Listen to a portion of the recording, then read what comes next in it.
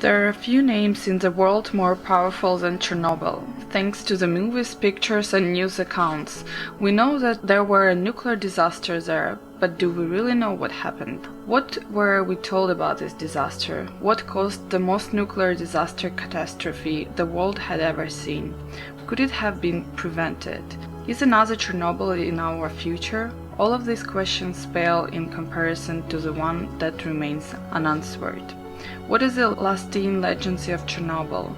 This question not only affects people local to the area but globally as well. To fully understand the catastrophe that changed the world on April 26, 1986, you have to first go back to the beginning. In 1966, the Soviet Union Energy Commission started construction on the Vladimir Lenin nuclear power plant on the banks of the Pripyat River in the northern Ukraine. About 60 miles north of the Ukraine capital of Kiev, the nuclear power plant was later called Chernobyl. They had no idea at the time how noxious that name would become. There were numerous construction issues that delayed the construction of the power plant, but in 1973 the twin reactors at Chernobyl started producing nuclear that powered the bulk of the regions, including the 3 million residents of Kiev, the second largest city in the Soviet Union behind Moscow. The Soviet government was so pleased with the results of power outputs and safety at Chernobyl that in 1979 the construction of the second more reactors began. The Soviet Union designed reactors share one building, and Soviets used the lessons learned in the construction of the reactors 1 and 2 to increase efficiency. While there were not the amount of issues there were first reactors faced. There was a serious fire in the ventilation shaft for reactor number 4. This was an early sign of things to come in this doomed reactor. The reactors are called RMBK reactors. They operate by steam pushing large turbines that generates electricity. The steam is created by the cooling of large graphite blocks and irradiated control rods. The reaction of the rods in the graphite blocks creates a nuclear chain reaction. This reaction is regulated by inserting the control rods in channels cut in the graphite blocks or control rods. The more rods that there are in the graphite blocks, the less there is a chain reaction and the lower the temperature. The flip side of this is that the nuclear chain reaction is much less stable and harder to control. This is a very delicate balancing act that requires hundreds of highly skilled workers to keep the plant operation and safe. The biggest fear in nuclear power was that would happen if one element of this balancing act was out of place. The safety measures in place keep the reactors safe in normal conditions, but the testing in nuclear reactors is something that happens constantly in reactors. This is when the reactor is at its most vulnerable. These tests are generally well controlled and safe. This changed on September 9, 1982. Soviet officials ran a routine low-power test in the first reactor at Chernobyl nuclear power plant. During this test, there was an unseen error that caused a meltdown. This was hidden from the Western world as a contamination was quickly contained to the areas immediate to the reactor. The KGB contained all information, and not even the 40,000 residents of the town of Pripyat were informed that there was a potentially dangerous situation that happened at the reactors. The majority of the plant workers didn't even know the scope of the problem. The KGB reports that were sent to the Kremlin were recently declassified. In this report, the officers cite that the cleanup is under control and there were no casualties, so there is no need to alert the public. They were told to hide all instances of any kind of information by any means necessary. They were told to keep this information silent and not let any information leak to the media. Those that intimately knew what happened were threatened with imprisonment, including hard labor in Siberia and even death. The accident that happened that day caused radioactive fallout to leak outside the reactor walls and into the environment immediate to the reactor. After a short repair time, the reactor was back online except the damaged rod, which would never be used again. The cause of the meltdown was the operators were too cautious during a low-power test. They overreacted to alarm and did not remove the rod 68 to 75 in time to prevent a melting of the core into a graphite cooling block. This incident would change the process of dealing with low-power tests and how the operators would react. These new procedures would doom the fourth reactors 4 years later. This was never told to the nuclear scientists from the Western world. They never were told of the meltdown, so they were in the dark about the policy change. Had the Soviet Union scientists shared information with the Western world, a collaboration of scientists could have helped point out a flaw that ultimately started a chain of events that led to the worst industrial accident the world had ever known to that point. There were several Soviet-designed RMBK reactors that had several troubles prior to Chernobyl. On January 7, 1974, the first of the many accidents happened in the Leningrad nuclear power plant just outside of Leningrad. There was an explosion in the number 1 reactor. Likely, in this accident there were no injuries. Less than a month later, on February 6, there was a rupture in a cooling line in the first reactor in the Leningrad nuclear power plant. This time the operators were not as lucky. This time they were killed in this accident, as well as highly radioactive byproducts were released into the environment. In October 1975, the Leningrad nuclear power plant suffered its third incident in a 2-year span.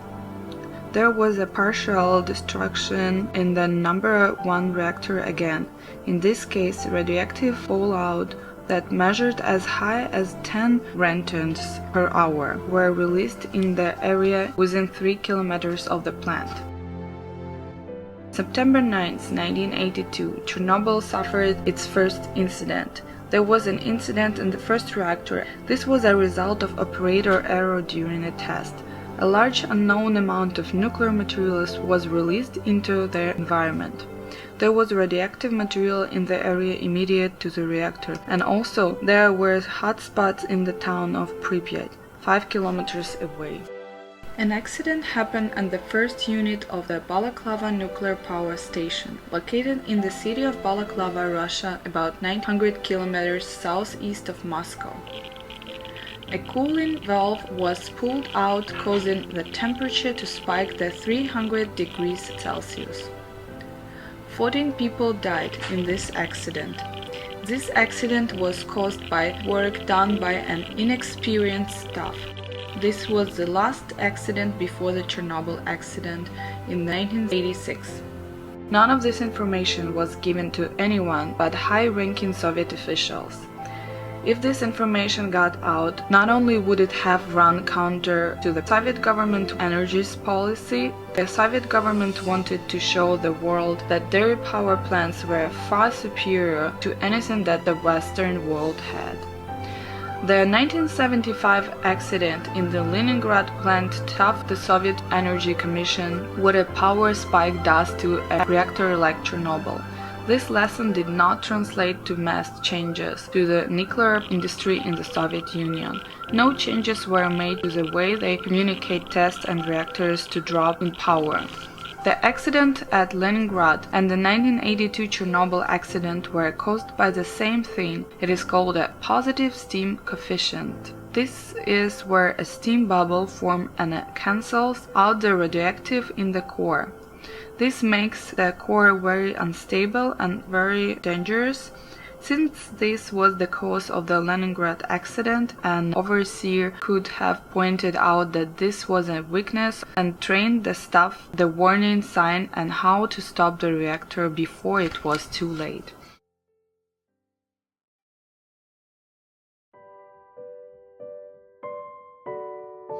Before we go further, let's discuss the basic of how nuclear power plant like Chernobyl works and creates power. The Soviet power plant have been called a tea kettle reactor because the steam used to cool the reactor is used to turn massive turbines. Those turbines spin and create electricity. The nuclear fuel is never exchanged directly for electricity. It is used to create heat. Water is pumped in and it has two very important functions.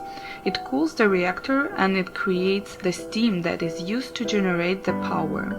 This is very delicate balance and is manually controlled but has 3 different overrides to prevent human error. In the case of a pump going down, there is a backup diesel generator that pumps water into the reactor. The heat source that's used to create the heat to make the steam is called the core. The core is made up of thousands of specially shaped graphite bricks that have long, thin channels cut into them that stretch the distance of the core. In the case of Chernobyl reactor, the core is 50 meters tall and housed in a thick metal cup with 5,000 kilograms solid steel lid on top. This acts as a layer of protection from radiation getting outside of the core. The core is active once the control rods are inserted into the reactor core. Once active, the atoms inside split exponentially, which is called a nuclear chain reaction. This creates the heat needed to create steam. The control rods are what is used to control a nuclear chain reaction. They are made of boron and highly irradiated. When inserted, the effect of a nuclear chain reaction is lessened. When all of the rods are inserted, the reaction isn't able to reproduce. This is dangerous. A stall in a nuclear reactor is just as dangerous as a surge. This is also human-controlled and has even more checks and balances in place to prevent human error.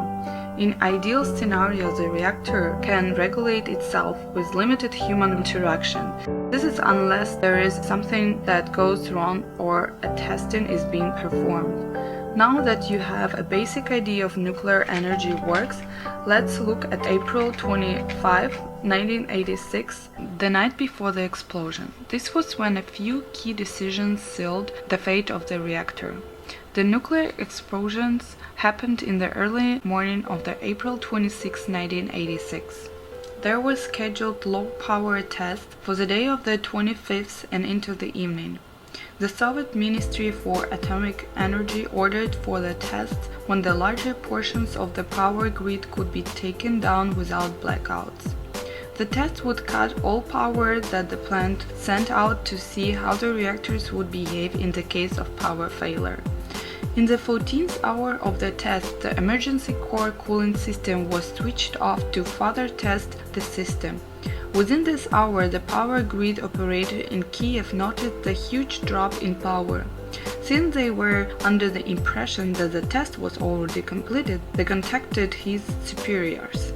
They learned that the test was not completed and was happened at that moment.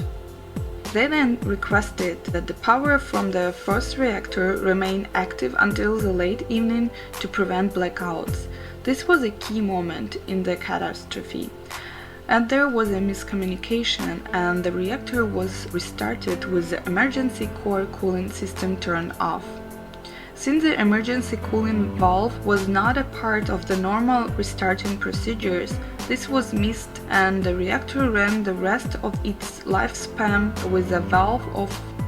While this is a bad thing, the test being delayed was a death blow. This meant that the complex and risky test would be performed by the less experienced overnight crew. Leonid Toptunov was a senior engineer in charge of the operation reactor of their overnight shift. He and his shift foreman, Alexander Aklinov, were left to carry out the extremely sensitive test. Neither man had the proper training to carry out a test of this magnitude. When both men reported to the floor, they were met by Dyatlov, the deputy chief engineer of the Chernobyl plant.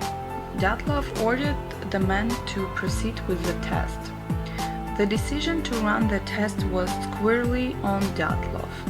The chief engineer of the Chernobyl nuclear power plant was set to join the Energy Commission in Moscow. Once he left, Dyatlov was in competition for the very prestigious position. Chernobyl was seen as the model of how the Soviet Union envisioned its nuclear power in the future. By salvaging the test after so many roadblocks, Dyatlov would have earned favor with the Atomic Energy Commission and given him a leg up on the competition. This decision will ultimately affect the lives of hundreds of thousands for decades to come. The test was finally started. The emergency regulation valves of the turbine generator was closed. 40 seconds later, there was a power spike.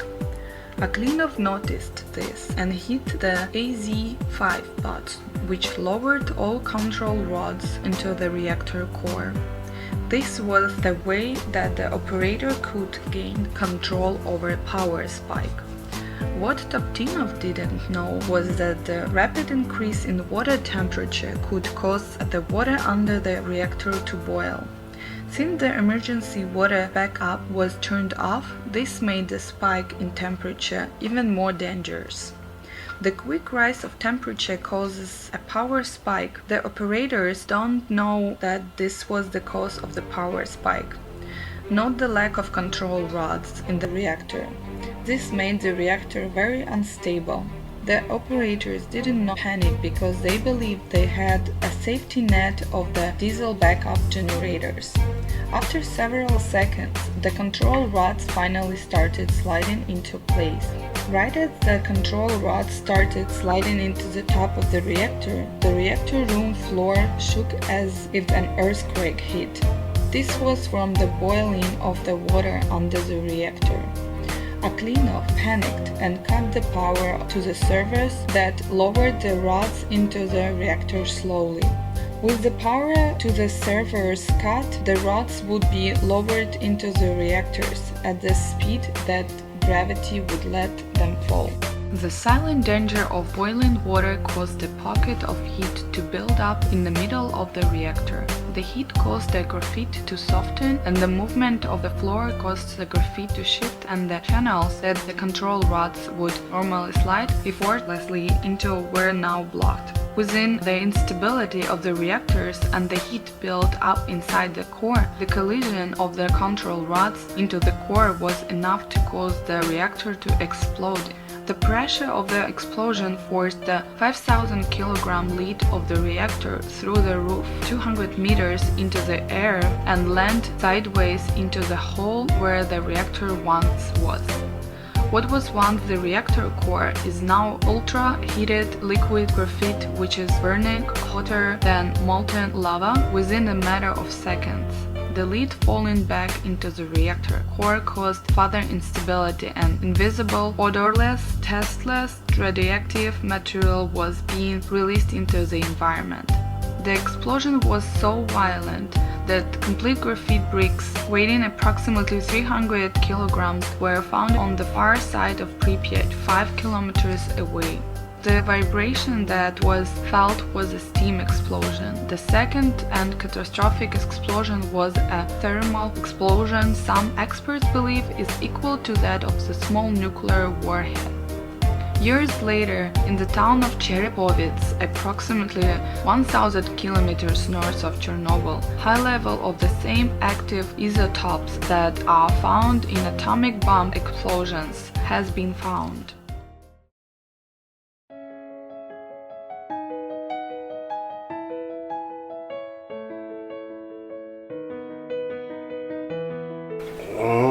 Мне мой коллега сказал, который работал в нашей же системе в Национальной академии наук, он работал в институте физики, я у него был 1 мая на дне рождения, и он вот везде мокрые тряпки положить, руки мыть, окна закрыть, и сказал, что точно он, что было там, он не знал. Но сказал, что из дому не выходить, детей вывести быстро.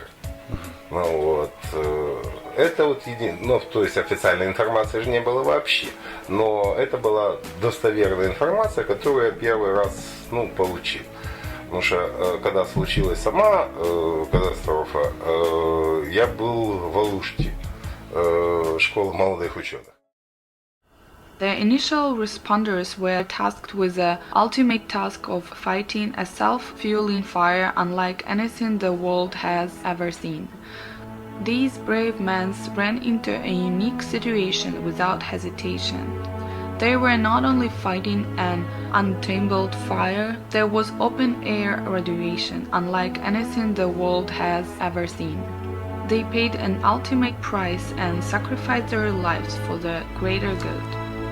This moment is a significant one because it personifies the Soviet culture. The men that ran in showed a selfless bravery that was the heart of every Soviet. They were running it to clear up a mess caused by their government officials. Over the next 3 years, the cleanup efforts were handled by more than 200,000 Soviet cleanup workers nicknamed bio-robots, or more eloquently referred to as liquidators.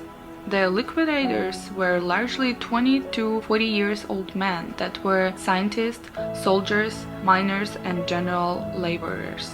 They lived in conditions that the Soviet government deemed unlivable for the general public. They worked long hours, many times without showers. This made conditions worse because the radioactive particles trapped in their hair, skin, and undergarments were never washed off. This increased the risk of cancer, radiation, sickness, thyroid cancer, and an assortment of other illnesses. Какие предосторожности были приняты Советским Союзом или правительством для вашей безопасности и безопасности других рабочих и ликвидаторов, которые принимали участие в ликвидации катастрофы на Чернобыле? Никакие. То есть, я чуть более подробно скажу, да, то вот, я приехал, мне дали индивидуальный дозиметр, который же в этот же день в баню вместе с фуфайкой у меня увели, да. Больше мне дозиметра никто не давал. То есть это дозиметр-накапливатель, который каждый день должен проверяться. Я его в глаза не видел. The men that responded initially and those that assisted in the firefighters literally saved the world. Everyone that worked on the reactor at the outset of the accident had no clue what they were up against. There was scientists that dove into the cooling tanks to manually open stuck valves to get water moving. They knew that they were diving into radioactive water wearing nothing more than a wetsuit. Their attitude was, if not us, then who? Как выглядел реактор или место происшествия, трагедии, где это все случилось, когда вы туда прибыли? Абсолютно точно так, как на данных фотографиях, только единственное, что нам же показывают на фотографиях разрушенный 4-й блок. Он так и был. Второй вопрос. Вы добровольно решили стать частью команды, кто занимался очисткой и устранением катастрофы, или это было принудительно?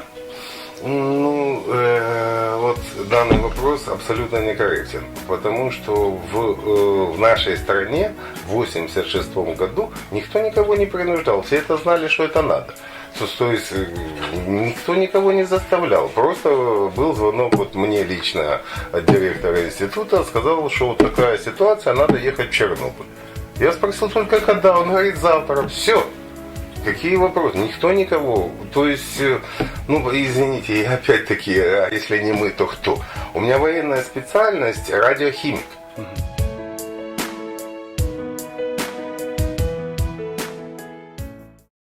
There were miners that were flowing into the deep tunnels under a reactor to pump in liquid nitrogen under the reactor to control the spread of the magma that was a reactor core and control rods.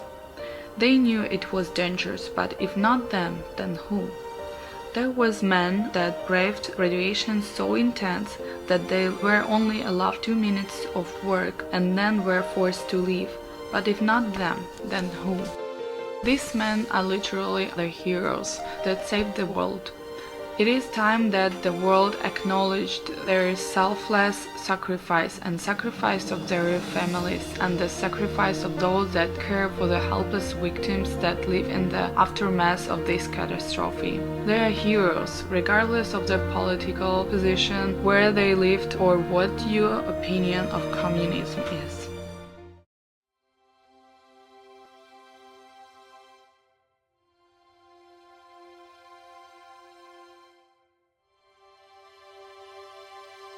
Dedicated in 1970, the city of Pripyat was once a small village built to house the workers that built a Vladimir Lenin atomic power plant in northern Ukraine, near the Belarusian border.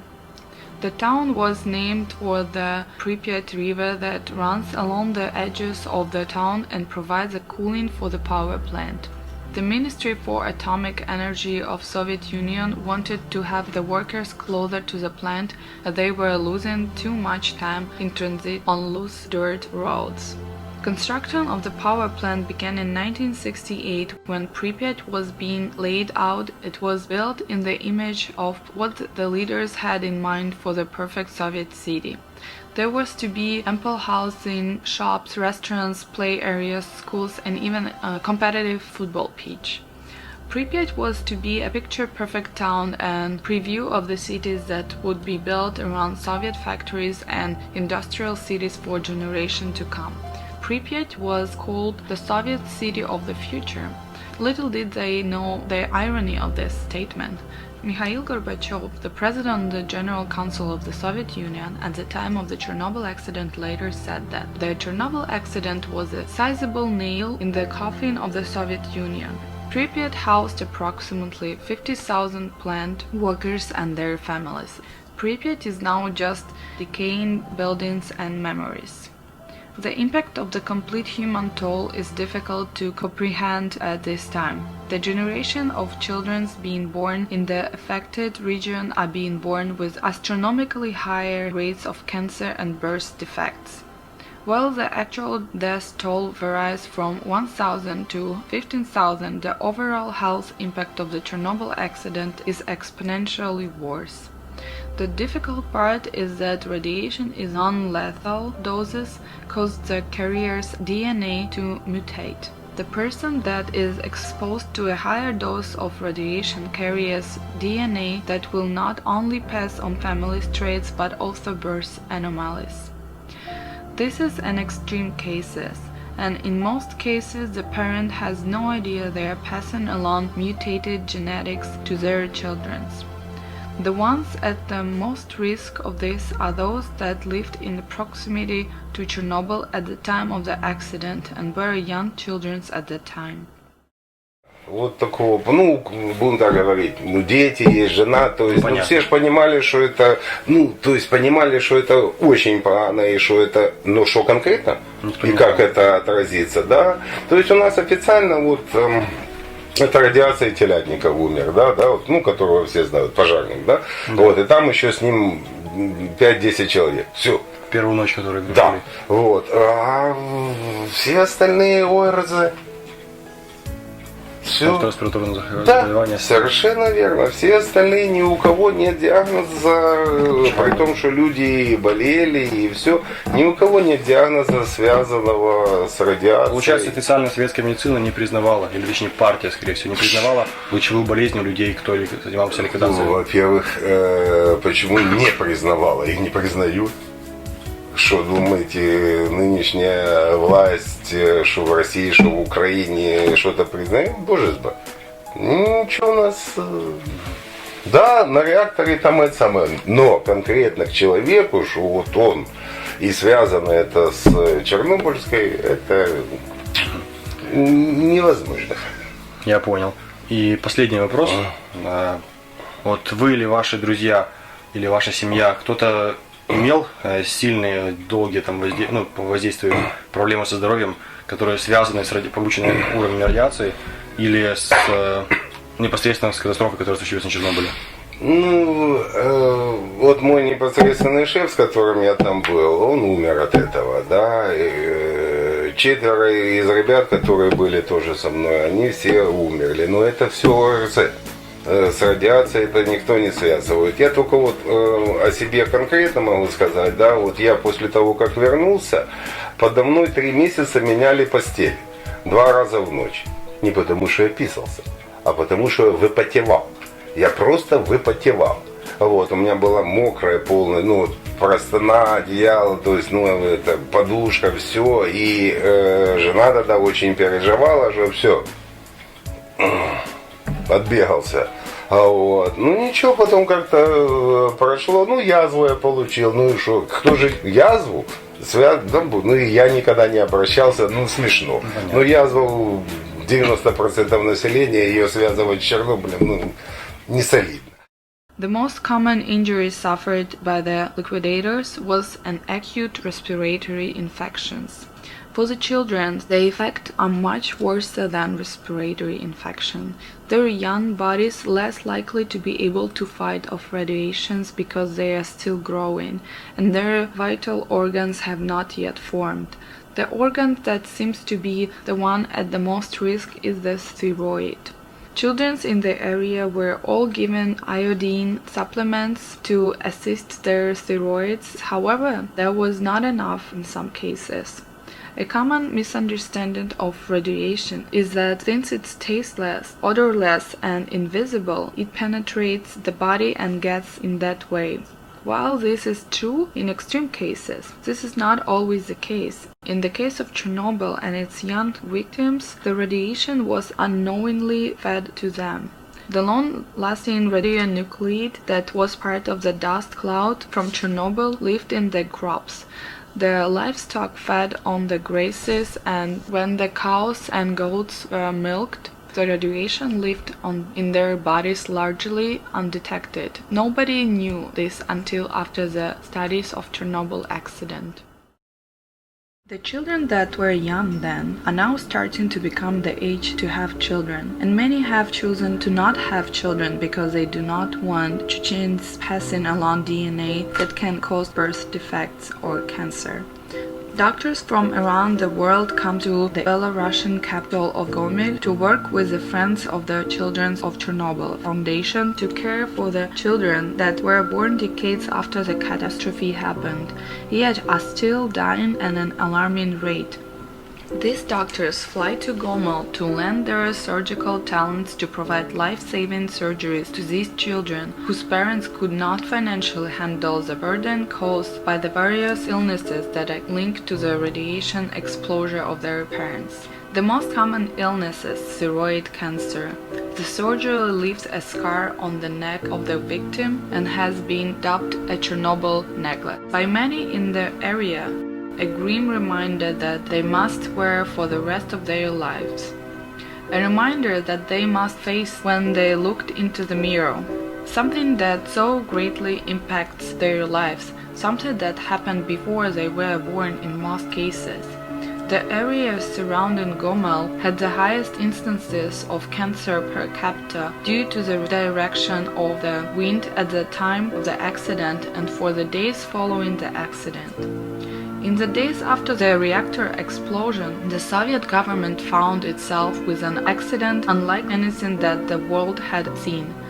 For most accidents in the world, there is a precedent to fall back on, a playbook of sorts. In 1986, there was no playbook to handle a nuclear accident of this magnitude.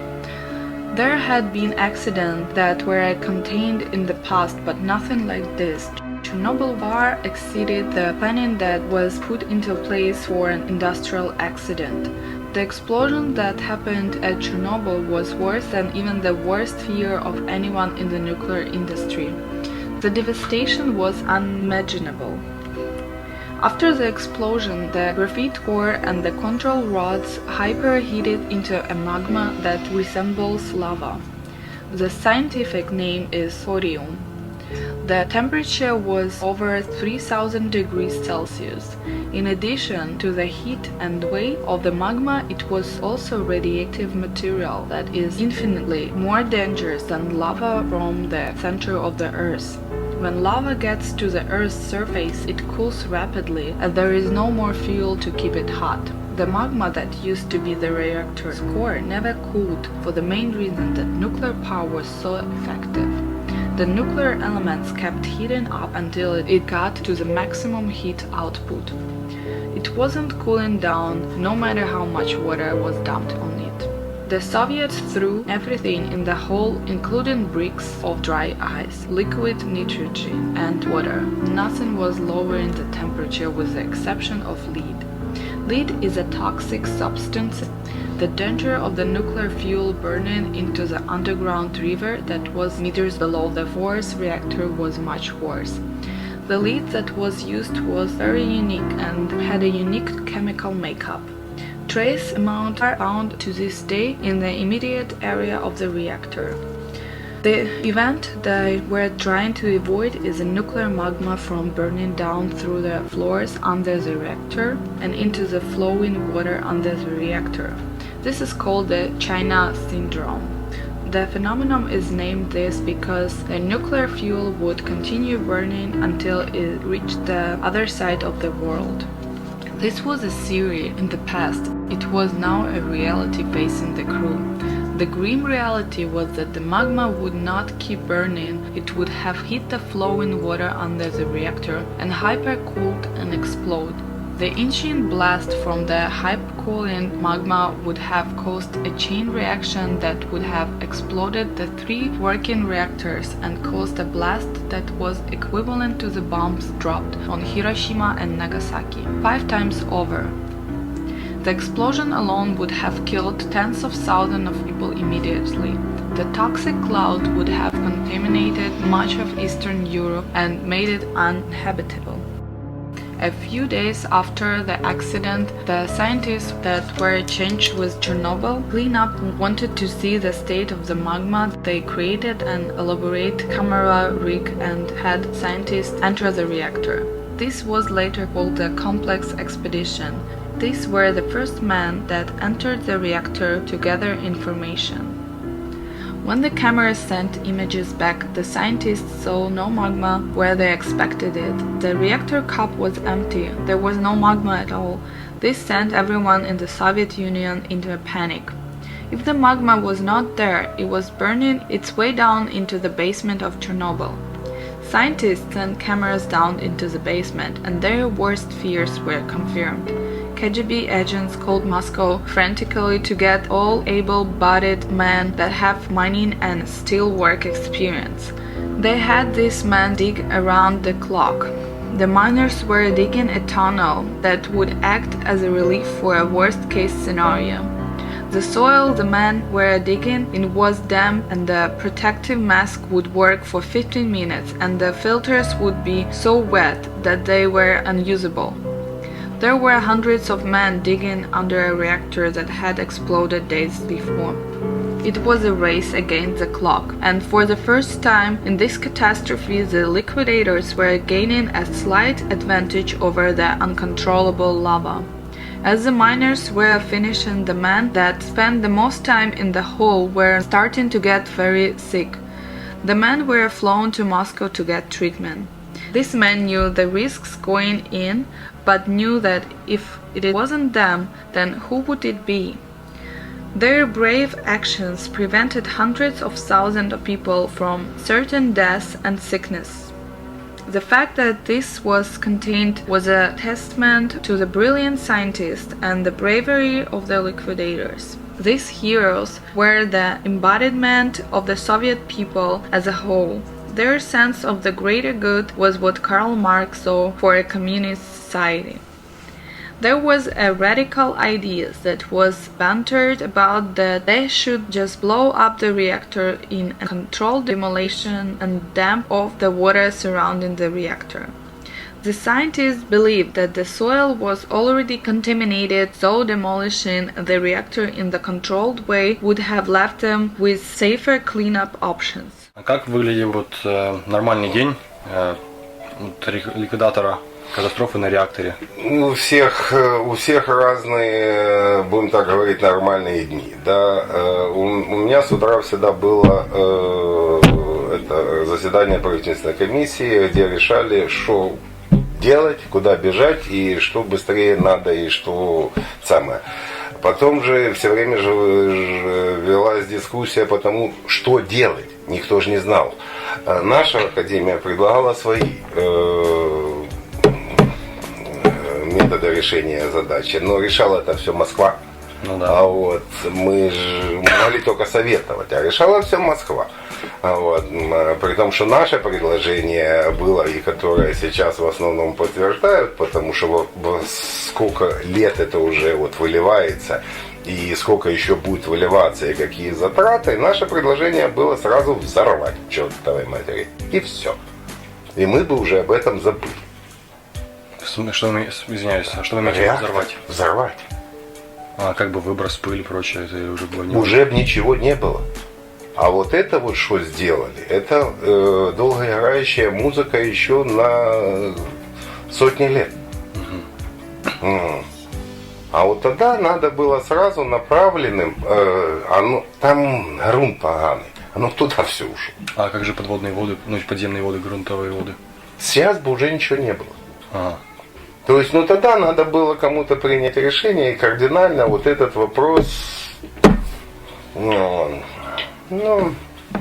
как было, так, все как случилось, все знают.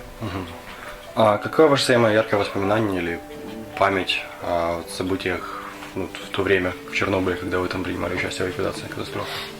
Первое, это когда я почувствовал, вот меня наши физики повезли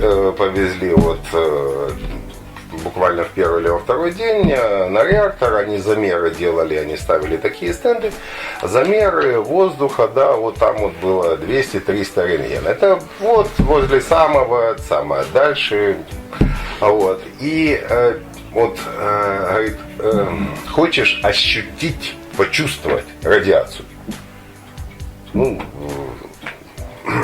Эмпирик, экспериментатор, конечно. Так вот, они меня туда повезли, я тут же почувствовал радиацию. У меня горло село, полностью село, и стало вот першить и привкус. Привкус. Я перестал курить. Я очень много курю всегда, да. Перестал курить, я недели 2, наверное, не курил, да.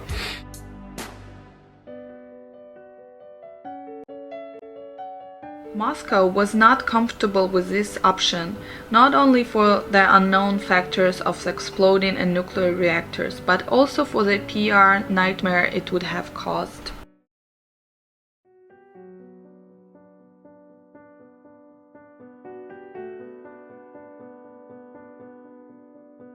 This could have happened in America. In 1979, there was a near-total meltdown at the 3 Mile Island nuclear power facility outside of Harrisburg, Pennsylvania. Metropolitan Edison was the company in charge of the plant. As with Chernobyl, a mechanism failure was made worse by human errors. A stuck open human-operated relief valve allowed most of the reactor's coolant to escape. These failures were made worse by the initial failure of the plant operators overriding the emergency coolant system because the operators believed that there was too much coolant in the reactors and that caused the big pressure release. This caused a partial melting of control rods. Med Ed did not disclose the information initially. They acknowledged that there was an incident and that there was no need to worry. The government was not able to tell them any difference. Making matters worse for the general public was that the fictional movie The China Syndrome was released a few weeks before the 3 Mile Island accident. Med Ed actually asked its employees who had seen the film to act as experts for interviews.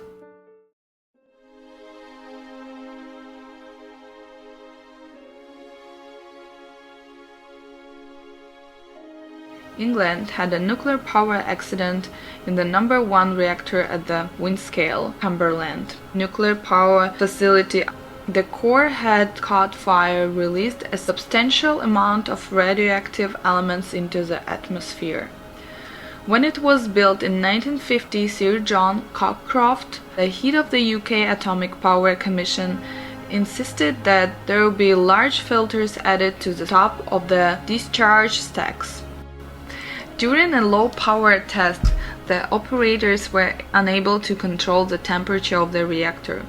The operators increased the airflow to the reactors to try and cool it down.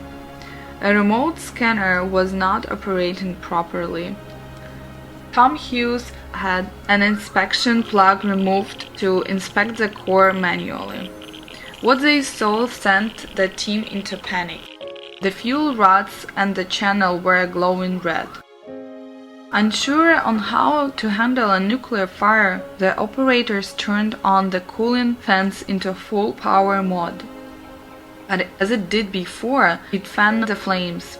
Eventually water was used and it started cooling the core, thus extinguished the fire.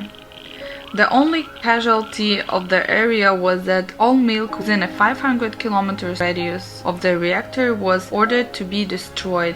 In 1990, the International Atomic Energy Agency introduced a pyramid scale for the series of a nuclear accident. It goes from 0 to 7, with a 7 being a global catastrophe. Windscale and 3 Mile Island were both rated as a 5. Accident with wider consequences.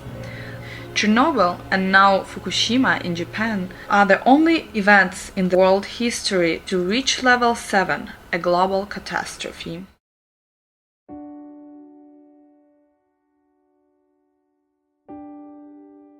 On March 11, 2011, an 8.1 earthquake hit Japan hard, the worst earthquake in the country in more than 100 years. This caused a tsunami that knocked out the reactor cooling system at the Fukushima Daiichi nuclear power plant run by Tokyo Electric Power Company, TEPCO. This caused a large hydrogen explosion in the third reactor. This would lead to an explosion in the fourth reactor and would start a chain reaction explosion that would bring back painful memories of Chernobyl. It is said that less radiation leaked out of all 4 Fukushima reactors than did in Chernobyl, just based on design. But what makes Fukushima much worse in the plant proximity to the Pacific Ocean? In addition to the sea life being affected, a painful memory is back. In the children tested living in the Fukushima prefecture, 40% of children tested have abnormal growth of their thyroid glands. The World Health Organization report predicts that for population living around the Fukushima nuclear power plant, there is a 70% higher risk of developing thyroid cancer for girls exposed as infants, and a 7% higher risk of leukemia in the males exposed as infants. A 6% higher risk of breast cancer in females exposed as infants, and 4% higher risk overall of developing solid cancer for females. In 2008, a TEPCO in-house report stated that there was a grave need to improve protection against the flooding of seawater. The report stated a need for protection waves of 10.2 meters, about 33 feet from tsunami.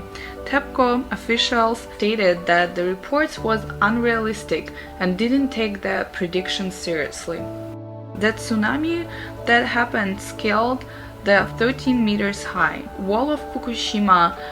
The ensuing cleanup was going for 3 years and has not made any real progress. At this point in the Chernobyl disasters, the sarcophagus had been built and cleanup efforts were well underway.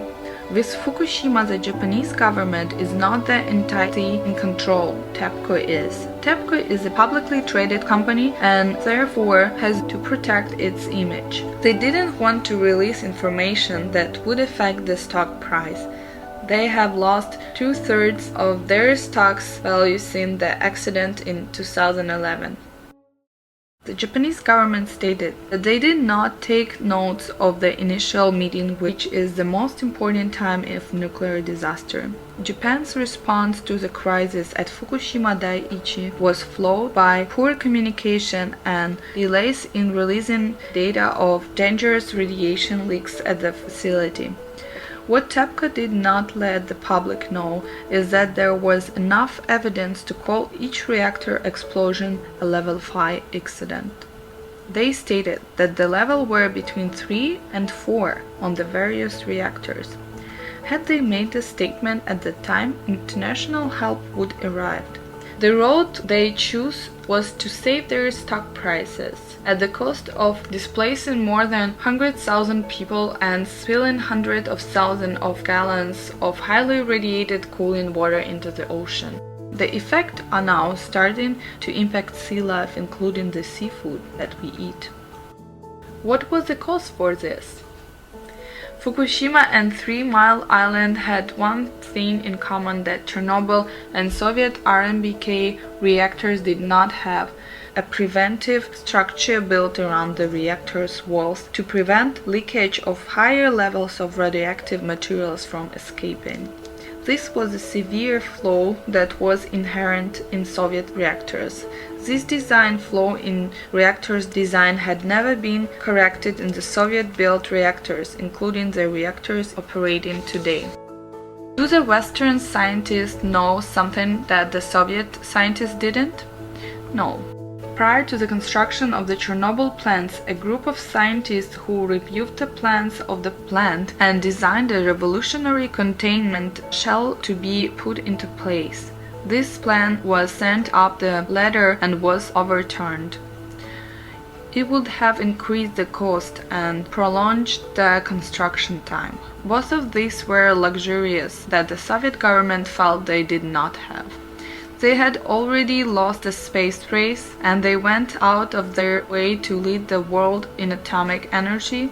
Stalin had a vision of the Soviet Union being powered completely by clean, safe atomic energy by the 1980s. They would be the first in the world to run this new technology, so their dream was big, but they felt it was attainable. When the request to revise the reactor's design, it was quickly denied because the Soviet Energy Committee felt that while the shell was fantastic, it was overkill in their mind because they had the safest reactor design and redundancies that made the reactors safe and cost less than the Western reactors. In the 1950s, atomic power was as popular as green renewable energy is today. The leaders of the time thought that the winner of the race for renewable energy would give the country a leg up of the competition. From the financial standpoint, wars would not need to be fought over energy. The Soviet government went into Afghanistan for control of the oil. The US and their allies fought Desert Storm for oil and so on. It was the belief of the Soviet Union that if they had no reliance on foreign oil, they would have capital to spend on research for technology to make the Soviet Union stronger. Agriculture and science were first on the list. Cold War politics and fear caused the leaders like Stalin and Brezhnev to build weapons to combat the evil empire of the United States. They knew that the United States not only possessed the technology for atomic weapons, but also that they would use them if need be. This fear was reciprocated in the United States. The arms race started once the Berlin Wall went up. It was this Cold War fear that would forever scar the lives of many Ukrainian and Belarusians for generations to come. In Ukraine, it is hard to find someone who doesn't have a personal connection to Chernobyl. It is difficult to find people that are willing to talk about the events. It is a sore spot for a very proud people. Chernobyl has left behind a burden that is both psychological and financial. In 1991, the Ukrainian people became independent from the Soviet Union. They were free from an oppressive government that had largely looked down upon them, including Joseph Stalin, starving the people and killing millions of his own people. With that, they also assumed responsibility for the long-term cleanup and treatment for the Ukrainian victims of the Chernobyl accident. Belarus assumed the responsibility of their citizens as well when they became independent from the Soviet Union later in 1981. The Ukrainian people are very critical of their government for the rampant corruption and their lack of compassion for the needs of the Ukrainian people. The truth is that both of these statements are very true, as evident by the Euromaidan protest, but the government assumed a huge burden when they become an independent state. The care of the Ukrainian workers that risk their lives for the good of the world will be a burden to the economy for decades to come. While the welfare of the Ukrainian people is a matter for their government, there are other pressing issues at hand, namely covering reactor number 4. The international community has footed the entire bill for the new safe confinement shelter. This will safely cover the reactor and allow for the safe demolition of the sarcophagus and finally address the danger that looms in the unused fuel that is located in Chernobyl basement. The French company Novarca won the contract to erect this mammoth cover, anticipated that the shelter should be completed by 2015. This is a long time away, and the immediate danger of the roof collapsing on the sarcophagus is still a major concern. If there were to be a roof collapse, the trapped fuel, which was once an explosion hazard, would be turned into radioactive dust that would be a danger to the environment if it were to get into the open and be carried around by the wind. Last time the wind was not blowing towards Kiev. Displacing the residents of Kiev is not at all feasible for the Ukrainian government. Displacing the residents would not only be the single largest logistical challenge in human history, but it will bankrupt a government that can barely pay for the service of basic human needs of its population. We cannot change what happened on April 26, 1986. The chain of events that forever changed the world cannot be undone. What we can do is change how we manage, test and run the nuclear power plants we have in the world. There are currently 94 active nuclear power plants in the world today. Before we build any new ones, we need to have redundant safety measures in place. In addition to this, we also need a committee of the world's best minds in nuclear sciences to thoroughly inspect the current plants and make suggestions on how to improve the safety system of the plants. The operators of these plants need to be trained better and be held accountable, and administrators need to be held accountable if the actions are not followed to make the plants safer. The future will be renewable energy. There is no disputing this. However, this is a ways into the future. The current options of coal, oil, natural gas are not clean or renewable. They are believed to be a large part of the cause of the greenhouse gases that are thought to be causing the climate changes of the world.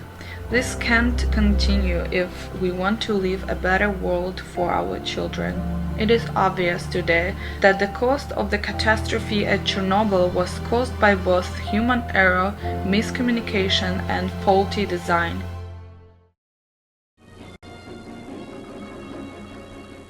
На Чернобыльской атомной электростанции произошла авария. Поврежден один из атомных реакторов. Принимаются меры по ликвидации последствий аварии. Пострадавшим оказывается помощь. Создана правительственная комиссия. Soviet cultural norm of secrecy only exacerbated the issue further. There was also no set plan to deal with the aftermath of a nuclear disaster within the Soviet Union or the international community. An accident on the scale of Chernobyl was unimaginable at the time. Judging the response at Fukushima, this is something that is still very sorely needed. There is a set plan for most types of disasters, but not for nuclear incidents. There is no international playbook to follow. Granted, nuclear accidents are not all the same, but they do share many of the same characteristics. What is recommended is that if we are to continue to use nuclear power, there is a need for standardization of the processes for nuclear power plants around the world. This will allow the operators to know how to safely contain a reactor that becomes unstable, and what to do if radiation leaves the contaminant unit for any reason, including an explosion or meltdown. This will prevent confusion in a situation where thousands of lives may be on the line and where panic can cause people to make irrational decisions. The proper initial response can make a huge difference in the world we live in. If there was a standard international policy in place for the testing, the pressure to complete the catastrophic test would not have been there. The complacency of the people in power was what caused this accident. Having operators that were inadequately trained running a test without knowing all of the previous events was the cause. Future Chernobyl and Fukushimas can be prevented, and knowing just how bad it can be and doing nothing about it will not be tolerated. These can be prevented. They should be prevented. There are people that want to abolish nuclear power completely. This is not at all realistic without the world's current power needs and the lack of groundbreaking technology in power production.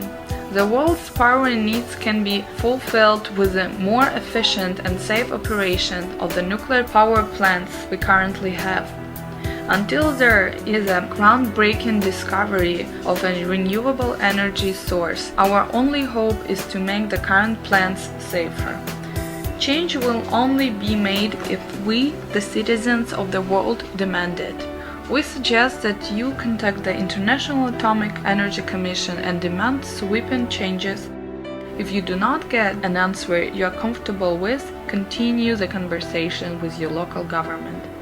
In addition to this, the charities that provide essential services to the young victims of the Chernobyl are in dire need of assistance with covering their operational costs. Monetary help is the most helpful, but basic suppliers such as unopened medical supplies, books, toys, and clothes are in dire need.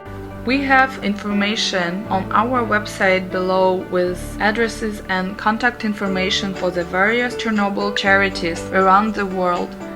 Every little bit helps.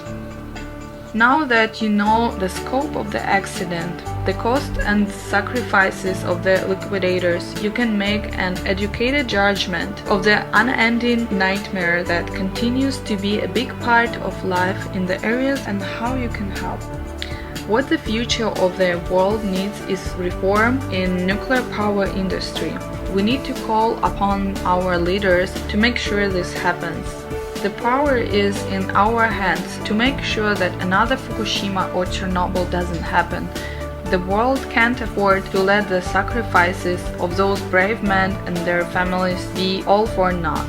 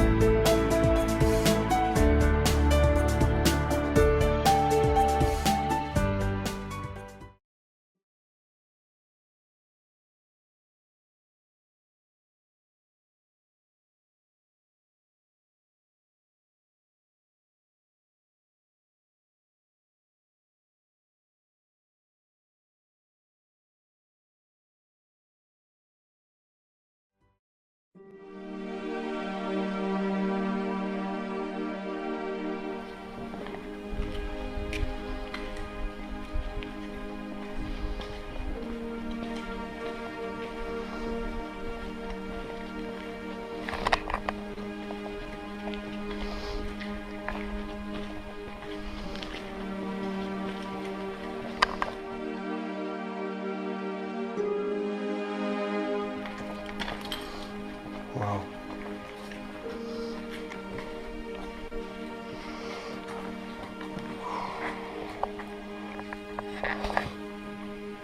Drives it home. Those are meant for little kids.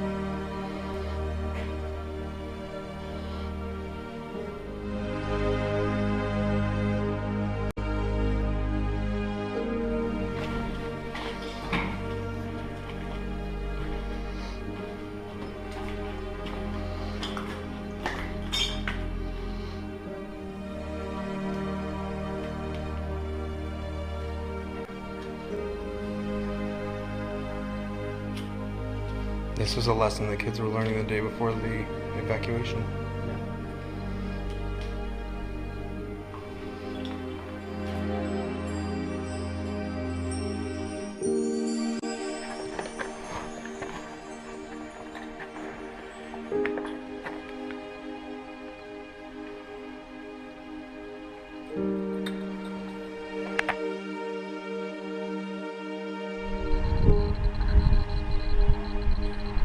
And that's that sound that's there, that's the people working inside of the sarcophagus now? Sometimes, yeah.